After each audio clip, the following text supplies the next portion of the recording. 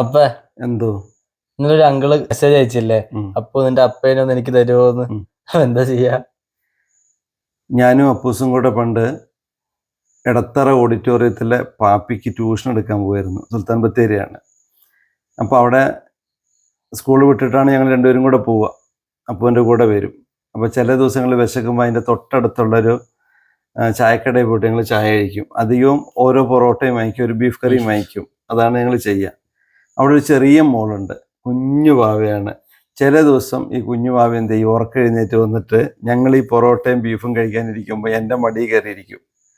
എന്നിട്ട് ഞാൻ ഈ പൊറോട്ടയും ബീഫും എടുക്കുമ്പോഴേക്കും അപ്പൂസനാണ് ഇപ്പോൾ കൊടുക്കുന്ന പോലെ ആദ്യം കൊടുക്കുന്നത്. ആ കൊച്ചും വായും കൊണ്ട് ഇങ്ങനെ വരും. അപ്പം അത് കുഞ്ഞല്ലേ, അപ്പം ഞാൻ എന്ത് ചെയ്യും, അപ്പൂസനും കൊടുക്കും, ഈ വാവയ്ക്കും കൊടുക്കും. അത് അവസാനം ഇറങ്ങിക്കഴിയുമ്പോൾ ആ മോൾ എന്ത് ചെയ്യും, എൻ്റെ ചെരുപ്പിട്ടിട്ട് പോകും. ഒരെണ്ണം ഒന്ന് അവളുടെ ചെരുപ്പ് ഇട്ടിട്ട് പോകും, കുഞ്ഞുവാവൻ്റെ. അവസാനം ഇറങ്ങാൻ നേരത്തെ എനിക്ക് ചെരുപ്പ് ഉണ്ടാവില്ല, ഒന്ന് എൻ്റെ ചെരുപ്പ് ഒന്ന് കുഞ്ഞുവാവൻ്റെ ചെരുപ്പായിരിക്കും. അങ്ങനെ ഒരു ദിവസം ഞാൻ കൊടുത്തു. വീട്ടിൽ വന്ന് പപ്പൂസ് ഏങ്ങലടിച്ച് കരയാണ്.